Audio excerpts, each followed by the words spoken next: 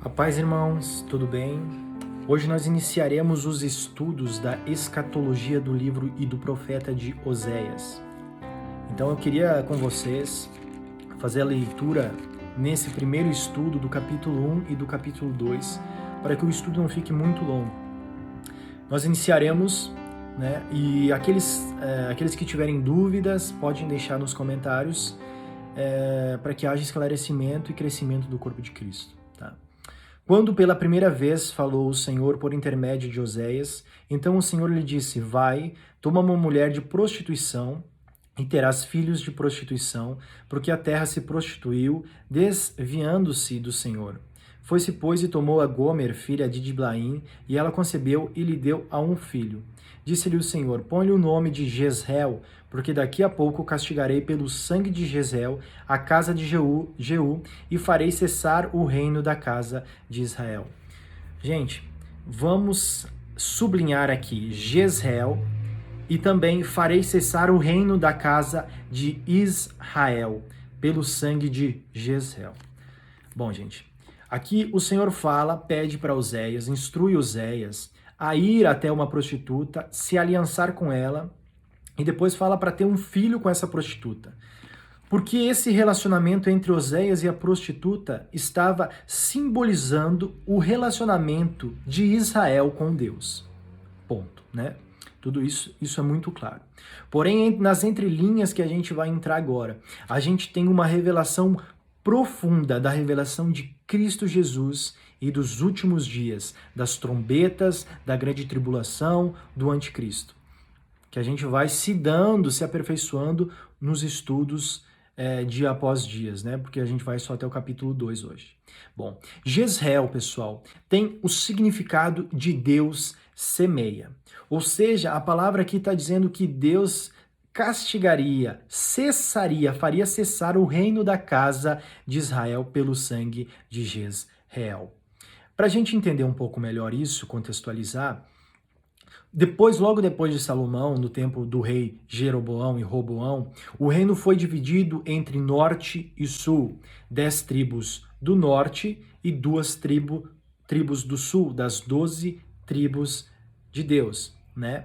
Então, nas tribos do sul ficaram a tribo de Judá e Benjamim, com também fazendo parte a tribo de Levi, e na tribo do norte ficaram as outras 10 tribos, que eram a casa de Israel. Então Deus está falando que ele cessaria o reino da casa de Israel por conta da prostituição. Porém, nós vamos ver que o plano de Deus é muito mais profundo do que isso. Ok, gente? Então, presta atenção na palavra Jezreel, que significa semear, ou seja, Deus faria cessar o reino da casa de Israel pelo sangue de Jezreel. Isso significa que Deus semearia o reino de Israel pelas nações. Ele cessaria o reino, a aliança que tinha com Israel, e semearia ele por entre as nações. Vamos continuar no versículo 5. Naquele dia eu quebrarei o arco de Israel no vale de Jezreel. Tornou ela a conceber e deu à luz a um filho e disse o Senhor a Oséias: Põe-lhe o nome de desfavorecida, porque eu não mais tornarei a favorecer a casa de Israel para lhe perdoar. Ou seja, que Deus está dizendo que ele estava quebrando, ele estava trazendo um desfavorecimento à aliança que tinha com Israel. Porém, da casa de Judá me compadecerei e o salvarei pelo Senhor. Vamos sublinhar aqui: me compadecerei de Judá e o salvarei pelo Senhor, seu Deus, pois não o salvarei pelo arco, nem pela espada, nem pela guerra, nem pelos cavalos, nem pelos cavaleiros. João, por que Deus está se compadecendo da casa de Judá? Gente, Deus se compadece aqui, depois nós vamos ver na sequência esse plano maravilhoso de Deus, porque a profecia estava sobre a casa de Judá, da onde viria o Messias, Cristo Jesus, que vai se concretizar no versículo 11. Ou seja, Deus se compadece de Judá por conta da profecia que o Messias, o Salvador, viria da casa de Judá. Versículo 8: depois de haver desmamado a desfavorecida Israel, depois dela ter se Jezreel pelas nações, depois dela ter se semeado pelas nações, né, concebeu e deu à luz a um filho. E disse o Senhor a Osés: põe-lhe o nome de não meu povo, porque vós não sois meu povo, nem eu serei o vosso povo. Gente, se a gente for ligar esse contexto, vocês vão ver o porquê Paulo disse o que disse em Romanos 9, 25, onde ele diz: como ele diz em Oséias, chamarei meu povo a quem não era meu povo, e chamarei minha amada a quem não era minha amada. Para quem Paulo estava falando isso? Paulo estava dirigindo esta palavra aos gentios, ou seja, aqueles que tinham sido semeados pelo mundo. Se você for ver, quando Pedro sai para evangelizar, para pregar as boas novas, ele sai dirigindo-se ao povo judeu, da tribo de Judá. E Paulo, que tem a revelação aqui, provavelmente no livro de Oséias, dos gentios que faziam parte de Israel, que foram semeados para as nações, e a promessa também era para eles. Então, Paulo fala isso aos gentios, que Deus estava chamando de meu povo. E a gente vai ver isso se concretizar no versículo 10. Quer ver? Todavia, o número dos filhos de Israel será como a areia do mar, que não se pode medir nem contar. E acontecerá que no lugar onde se lhe dizia, vós sois meu povo, ele dirá, vós sois filhos do Deus vivo. Só deixa eu corrigir. Aqui está dizendo, vós não sois meu povo. E lhe será dito, vós sois filhos do Deus Altíssimo. Ou seja, está falando dos gentios, dos filhos de Abraão pela fé. Lembra que Paulo fala que nós somos filhos de Abraão por meio da fé? Ou seja, aqui ele está falando que a casa de Israel, que foi semeada pelas nações, ela volta a ser povo de Deus, volta a ser filhos de Deus, por meio do quê? Do versículo 11, que fala, os filhos de Judá e os filhos de Israel se congregarão e constituirão sobre si uma só casa, um só cabeça, e subirão da terra, porque grande será o dia de Jezreel, grande será o dia que Deus semeia. Olha só que lindo isso. Chamai o vosso irmão de meu povo e a vossa irmã de favor. Lembra que ela tinha sido desfavorecida? Agora, de repente, Deus fala, favorecida, favor, e meu povo, aquele que não era meu povo. Ou seja, a revelação, o plano de Deus para a igreja já tinha sido gerado antes mesmo da criação. Às vezes as pessoas acreditam que a igreja é um segundo plano, né? Que deu errado a aliança que Deus tinha feito com os judeus, com o povo hebreu, com Israel, e de repente Deus traz a igreja, envia Jesus para trazer uma nova aliança. Mas não, gente. Desde a separação da tribo do norte e do sul, o plano de Deus era convergir em Cristo Jesus as duas casas, para que houvesse um único cabeça, Jesus Cristo, e a salvação fosse propagada por toda a humanidade. Este é o capítulo 1, gente. Muito legal, né? Agora a gente pode ir para o capítulo 2. Então, aqui a gente inicia o capítulo 2 com Deus repreendendo o povo judeu, o povo judeu, né? Por conta da desonra que tinha com Deus. Então nós vamos pular aqui para uma parte muito interessante, que é o versículo 7, que fala, ela irá em seguimento de seus amantes, porém não os alcançará, buscá-los-á, sem contudo os achar, então dirá, irei e tornarei para o meu primeiro marido, porque melhor me ia então do que agora. Ou seja, aqui tem uma revelação do período da tribulação, aonde aqueles que foram semeados nas nações, aqueles que não se converteram ao Evangelho de Jesus Cristo, eles se convertem, tem relacionamento aqui, tem ligação com um povo judeu. Aqui também a gente faz ligação com a parábola do filho pródigo, ou seja, porque melhor me ia antes então do que agora. Ou seja, lembra do filho pródigo? Tem relacionamento com o Israel, com os judeus, a tribo do sul, a descendência de Jesus, né? Então ele faz essa ligação. A gente tem uma coisa muito interessante também aqui, que Oséias 7 fala, que a gente pode dirigir ao grito da meia-noite, né? Que faz referência às duas testemunhas, né? Ou seja, a plenitude dos dos 144 mil das duas casas de Israel, que se tornam uma em Cristo, como a gente leu nos versículos anteriores, né? É esse grito que desperta as 10 virgens, sendo 5 nécias, né? Então, ele faz referente a todos os povos que se convertem à mensagem das duas testemunhas e que suportam o período da grande tribulação. Aqui tem a ver com o grito da meia-noite, gente. Deixa eu falar com calma aqui para que vocês entendam, porque isso é profundo. Ele fala sobre uma conversão. Lembra do grito das 10 virgens, do grito da meia-noite?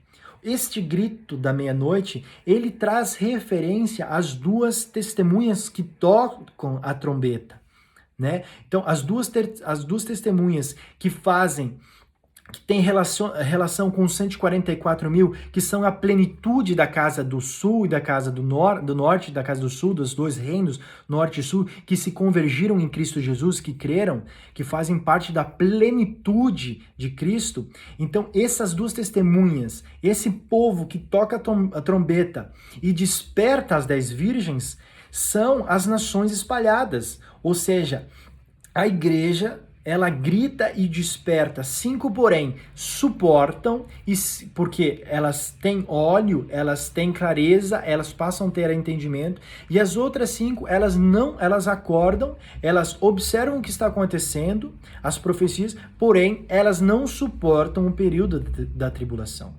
Vamos para o versículo 9. Portanto, tornar-me-ei e reterei ao seu tempo o meu trigo e o meu vinho, e arrebatarei a minha lã e o meu linho, que lhe deviam cobrir a nudez.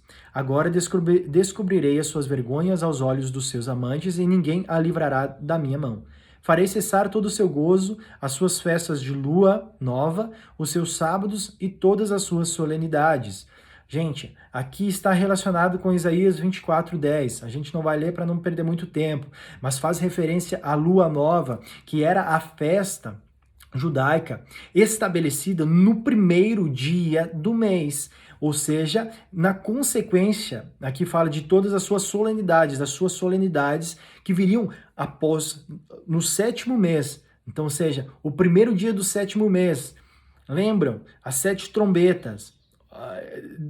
Ele retiraria a lua nova. Esse é um pouco difícil de explicar, mas para vocês terem noção, a lua nova, quando existia a lua nova, quando se dava a lua nova, que se referia ao primeiro dia do mês, e que a partir dela se tinha entendimento que viriam as outras festas por meio da lua nova, ela era atribuída por meio de testemunhas, ou seja, as pessoas que viam a lua nova, elas iam até o sinédrio e anunciavam que a lua nova havia chegado. Só que esse testemunho só era válido se houvessem 2 ou mais pessoas. Isso faz referência às 2 testemunhas de Apocalipse, né, que anunciam a volta de Jesus. Ou seja, o que acontecia? Essa lua nova, eles anunciavam, essas 2 testemunhas, que a lua nova havia chegado, então eram enviado pessoas para todas as cidades, desde as pertos até as longes,